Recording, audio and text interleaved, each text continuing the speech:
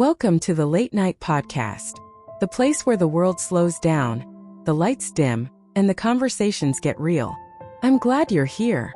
Whether you're awake by choice or by thought, this is your space to listen, reflect, and feel a little less alone. Let's begin. Christmas is supposed to be the season of joy, connection, and light. But for many of us, it's also the time when loneliness, grief, and pressure feel the heaviest. Tonight, we're talking about why a holiday built on love can hurt so much, and why we keep returning to it anyway.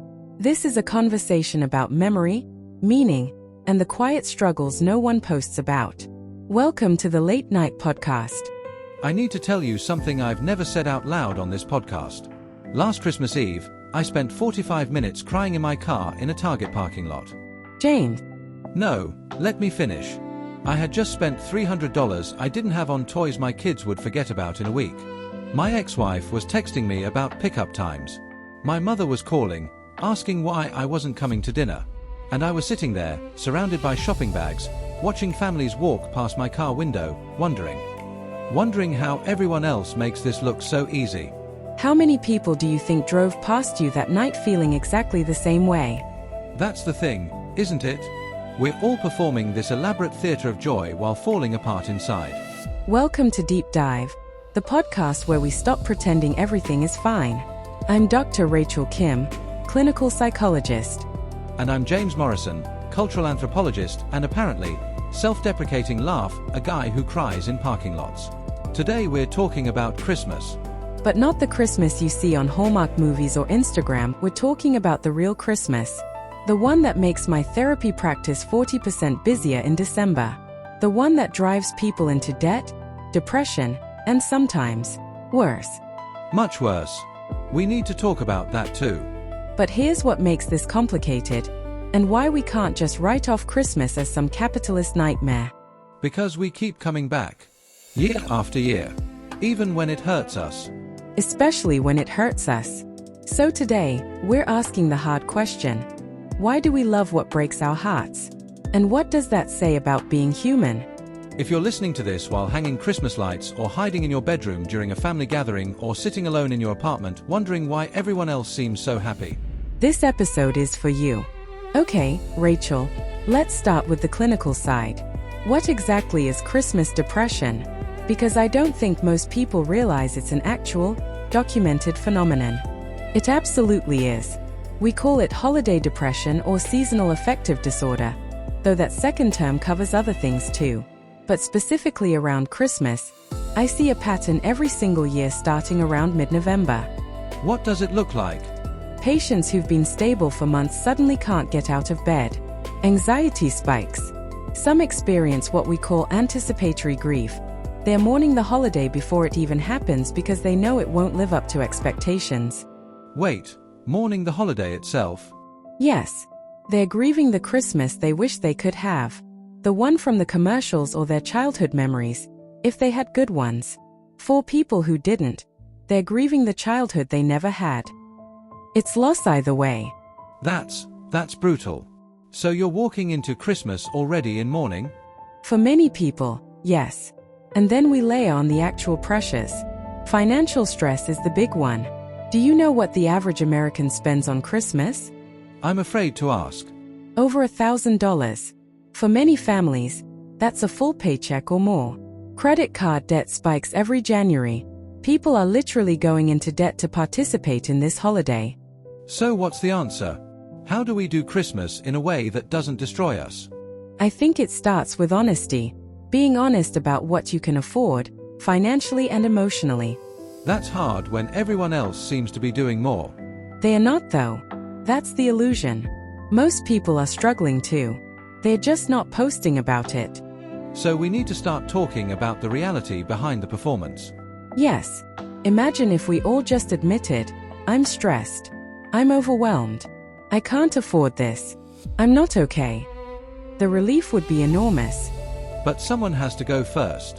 Someone always has to go first. That's how culture changes. Let's talk about hope though. Because I don't want this episode to just be an hour of despair. There is something real in Christmas, isn't there? Something worth salvaging? There is. When you strip away all the commercial garbage and social pressure, there's a core human truth to Christmas: the idea of coming together in the darkest time of year and creating light. Sharing food, telling stories, showing love. That's what it was originally, before it became a shopping season. Winter solstice celebrations. Bringing light into darkness. And that's still happening, in small ways, if you know where to look. I have patients who've completely reinvented Christmas for themselves. They've opted out of the traditional expectations and created something that actually feeds them. Different for everyone. One patient spends Christmas volunteering at a shelter. Another takes her kids camping. No decorations, no gifts, just nature and togetherness. Another hosts a misfit Christmas, where friends who don't have family come together for Chinese food and bad movies. What does that look like? I love that. The point is, they've given themselves permission to define Christmas on their own terms. To keep what serves them and release what doesn't. It does. Because you have to face disapproval. Your family might be upset. Your friends might not understand. Society will judge you as a Grinch. That requires courage though. But if the alternative is continuing to harm yourself, then the judgment is worth it. Your mental health, your financial stability, your actual well-being, those have to come first. Here's what I've realized, and maybe this will resonate with listeners. The magic of Christmas isn't in the stuff. It's not in the perfect tree or the expensive gifts or the Instagram-worthy moments. What is it in? It's in connection. Real, honest, imperfect connection. It's in my daughter's laugh when we're baking cookies and she spills flour everywhere. Asterisk, voice warming. Asterisk, it's in my son randomly hugging me and saying "I love you, Dad" without any prompting. It's in sitting with my brother, drinking coffee at 6 a.m. before anyone else wakes up, and just talking. Those are the moments that actually matter. Hey-ya! And they're free. They don't require a perfectly decorated house or expensive presents or an Instagram-worthy Christmas card photo. They just require being present, being honest, being human. That's what I try to help people understand in therapy. The memories that actually stick with your kids aren't about the gifts. They're about the feeling. Did they feel loved? Did they feel safe? Did they feel seen? And you can give them that whether you spent $1,000 or $50 on Christmas. Exactly. But we've been so conditioned to equate love with spending that it feels wrong to scale back. We have to deprogram ourselves. We do. And that's ongoing work. It's not something you decide once and you're done. Every year, you have to recommit to doing Christmas in a way that honors your actual values and your actual resources. Before we close, I want to share some messages we got from listeners when we announced this episode. Oh, I'm curious about this. We asked people to tell us their most honest Christmas story, and we got hundreds of responses. I want to read a few. Go ahead. This one is from Sarah, 34. Last Christmas, I told my family I wouldn't be coming home. I've been in therapy for 3 years working through childhood trauma, and my therapist helped me see that going home was re-traumatizing myself every year. My mother didn't speak to me for 2 months, but it was the best Christmas of my adult life. I stayed in my apartment, watched movies, ate takeout, and felt peace for the first time in decades. Good for Sarah. This one's from Marcus, 41. My wife and I have 4 kids.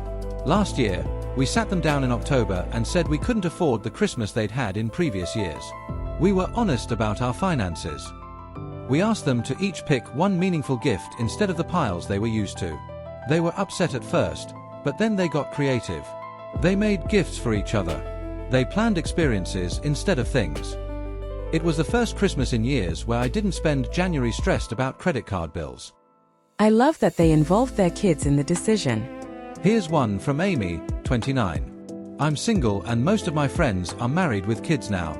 For the last 3 years, Christmas has been this painful reminder that I'm alone. This year, I decided to own it. I threw a solo Christmas party for all my single friends. We ate fancy cheese, drank too much wine, exchanged weird gifts, and laughed until we cried.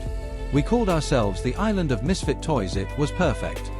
Creating community with people who understand your experience. That's brilliant. One more. This one got to me. It's from David, 67. My wife died 2 years ago. We'd been married for 41 years. Last Christmas was the first one without her. I couldn't do it. I couldn't put up the tree, couldn't cook the dinner, couldn't face any of it. My adult children were worried about me. But you know what I did? I went through photo albums. Every single picture of her at Christmas throughout our marriage.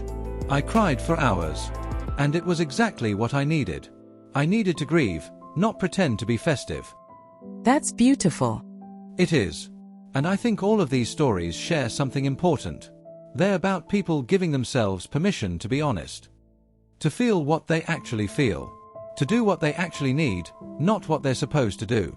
That's the key word. Permission. We're all waiting for permission to opt out, to scale back, to grieve, to be imperfect. So let's give it. Right here, right now. If you're listening to this, you have permission to feel however you feel about Christmas. You have permission to be sad, to be angry, to be exhausted, to be ambivalent. You have permission to opt out entirely, to scale back, to do it differently than you've always done it. You have permission to set boundaries, to say no, to protect your mental health and your bank account. You have permission to grieve during a season that demands joy. And you have permission to find joy in the midst of grief. Both can be true at once. You don't have to fix yourself. You don't have to be better by Christmas. You don't have to perform happiness for anyone. You can be exactly where you are. And that's enough. You know what I keep thinking about? All the people listening to this right now who are feeling relieved. Like, finally, someone said it. That's why we made this episode. Because the silence around the real Christmas experience is deafening. And I think that silence is what makes it so isolating. When you're struggling but everyone around you is performing joy, you think you're the only one. You think you're broken. But you're not. The statistics alone prove that. The spike in therapy appointments, the increase in ER visits, the credit card debt, millions of people are struggling. You're not alone. What do you want people to take away from this conversation, Rachel? If they could leave with one thing. Permission. I want them to have permission to be honest. With themselves, with their families, with their friends. Permission to say I can't afford this, or I need to skip this year, or I'm grieving and I can't pretend to be happy. Permission to redefine what Christmas means to them. Exactly. Christmas doesn't have to look like the commercials or your neighbor's Instagram. It can be quiet. It can be simple.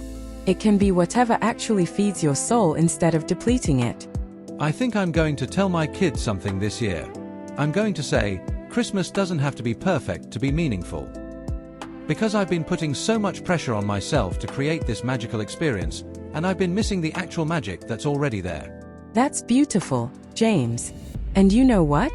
They'll remember that honesty more than they'll remember any expensive gift. I hope so. And for anyone listening who's alone this Christmas, whether by choice or circumstance, you're not defective. You're not less than.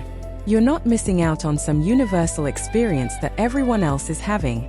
Most of that universal experience is performance anyway. Right. And sometimes being alone is actually the healthier choice. Sometimes it's self-preservation. Sometimes it's peace. Don't let anyone make you feel guilty for that. You know what's ironic? The most memorable Christmases aren't the perfect ones. They're the messy ones where something went wrong but you laughed about it. Or the simple ones where you just sat and talked. Or even the hard ones where you cried together. Yes, because those are the moments of actual connection. Real connection requires vulnerability, and vulnerability requires imperfection. So maybe the path to a meaningful Christmas is through honesty, not perfection. I think that's exactly right. And that's accessible to everyone, regardless of budget or circumstances or family situation. Honesty is free. Thank you for spending this hour with us. For letting us be honest. For being honest with yourselves. We'd love to hear from you. How are you navigating Christmas this year? What boundaries are you setting? What traditions are you keeping or releasing? Email us or find us on social media. And if you're struggling, please reach out. Talk to someone. A therapist, a friend, a crisis line. You don't have to do this alone. I'm Dr. Rachel Kim. And I'm James Morrison. And hey, Merry Christmas.